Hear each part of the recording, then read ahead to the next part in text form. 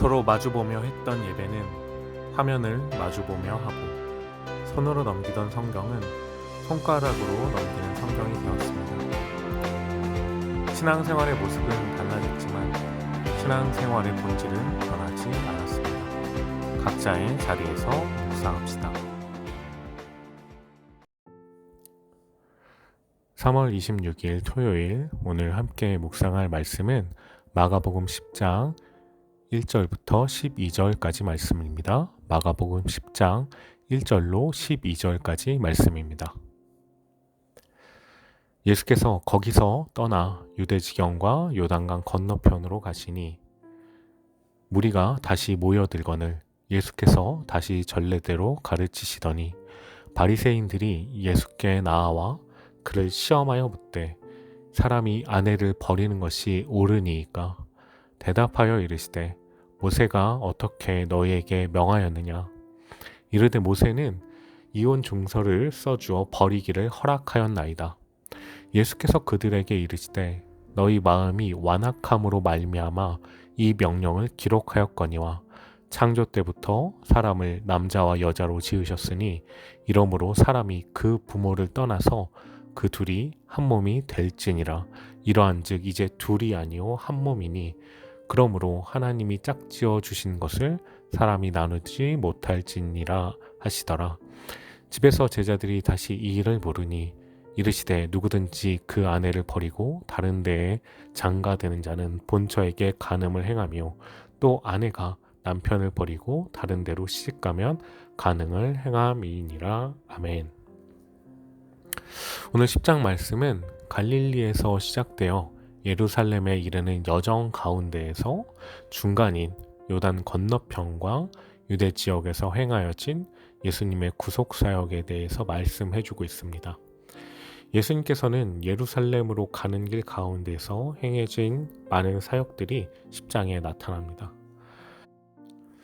마가복음 10장은 5개의 사건으로 구성되어 있는데 오늘 10장의 가장 처음에 등장하는 사건은 바리새인들과의 논쟁에 대해서 쓰여 있습니다. 오늘은 이 말씀에 대해서 함께 묵상하고자 합니다. 예수님께서 유대 지경과 요단강 건너편으로 가셔서 많은 사람들이 예수님과 그 일행들에게 모여들자 이전처럼 말씀을 전하셨습니다. 그런데 바리새인들이 나타나서 예수님께 질문을 하였습니다. 아내를 버리는 것이 옳은지에 대해서 질문을 합니다. 이 질문의 의도는 예수님을 시험하기 위해서였다라고 오늘 마가복음 말씀은 말해주고 있습니다. 그 이유는 무엇이었냐면 이 유대 지경을 다스리는 자는 헤롯 왕이었습니다. 정확하게 헤롯 안티파스였는데 그는 불의한 이혼과 이복 동생의 아내와 결혼한 것으로 세례 요한에게 비판을 받았었고 또한 세례 요한을 결국 죽이게 했던 사람이었습니다. 우리가 마가복음 묵상을 하면서 이 장면을 함께 묵상했었습니다. 이러한 이유로 이혼과 결혼에 대한 많은 관심사가 있었던 상황이었습니다. 그리하여서 바리새인들은 예수님께 이 질문에 어떻게 대답을 하든지 곤란하게 만들 작정이었던 겁니다. 만약 예수님께서 이혼에 대해서 가능하다고 단순하게 대답하면 예수님을 아무나 이혼하고 재혼할 수 있는 음란한 사람, 방종의 옹호자로 만들어 버리려고 했습니다. 그리고 반대로 예수님께서 이혼이 불가하다라고 말을 한다면 율법을 들먹이면서 공격하고 또한 헤롯 왕이 이혼과 불의한 결혼을 한 것에 대해서 다시 한번 들먹거리면서 예수님의 목숨을 노리려고 하였을 것입니다. 이들은 예수님께서 이혼이 가능하다라고 말할 것이라고 생각했습니다. 그 이유는 예수님과 제자들을 안식일을 범하는 사람으로 율법을 잘 지키지 않는 사람이라고 쉽게 생각하였기 때문에 그러한 생각을 하였습니다.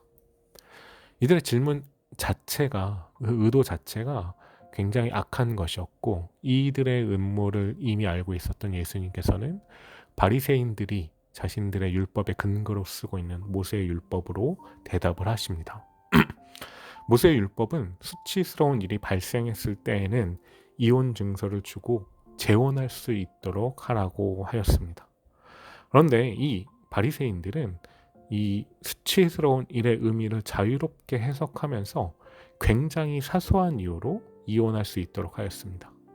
그리하여서 아내에게서 남편이 좋아하지 않는 어떠한 점이라도 발견되면 합당한 이혼 사유가 되는 것처럼 하였습니다. 사실 이 모세의 이혼법은 약자들을 위한, 힘없는 사람들을 위한 보호법이었습니다.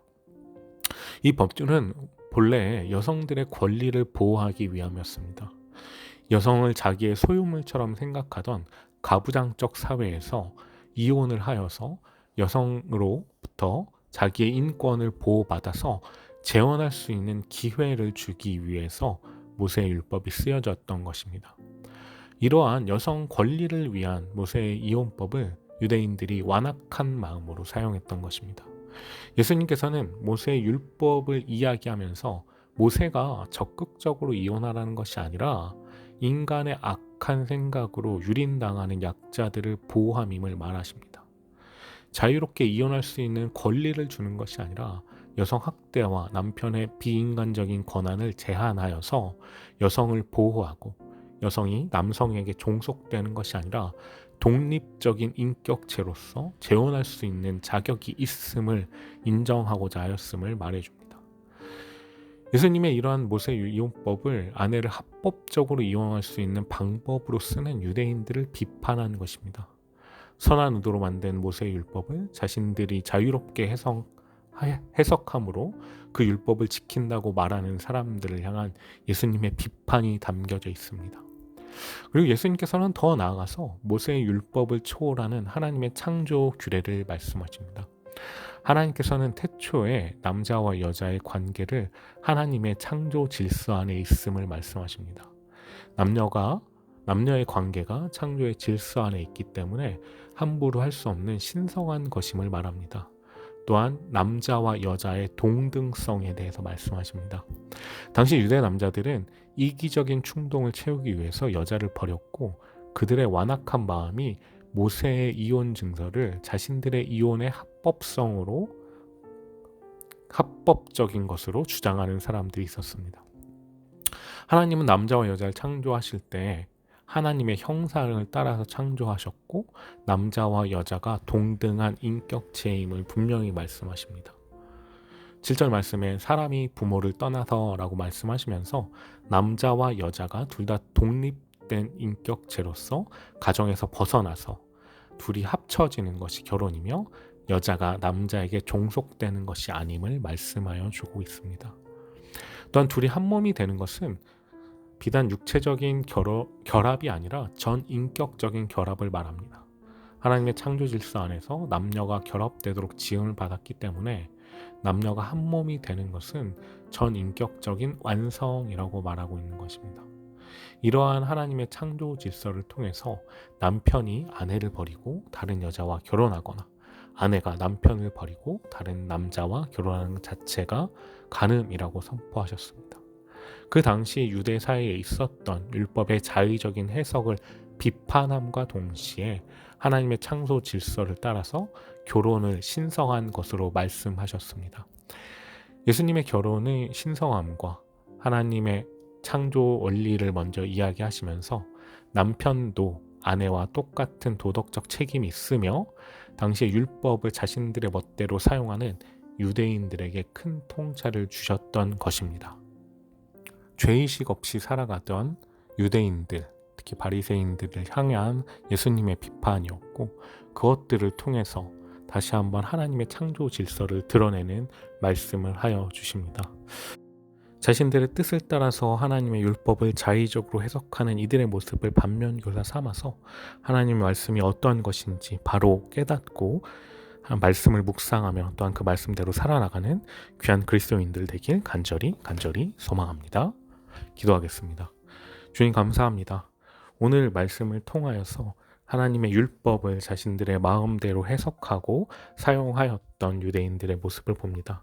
아버지, 우리가 그리스도인으로서 살아나갈 때에 하나님께서 말씀하시고 하나님께서 뜻하신 것들을 내 뜻대로, 나의 마음대로, 나의 생각대로 결정하는 것이 아니라 올바른 하나님의 말씀을 따라서 살아나갈 수 있는 귀한 그리스도인들, 바른 그리스도인들 될 수 있도록 인도하여 주시옵소서. 오늘도 주님께서 동행하여 주실 것을 믿사오며 이 모든 말씀 우리 구주 예수 그리스도의 이름으로 기도드립니다. 아멘. 사랑하는 여러분, 내일 주일입니다. 내일 교회에서 또한 온라인으로 함께 예배드리며 하나 되는 귀한 꿈청 되길 간절히 소원합니다. 내일 만날게요. 안녕.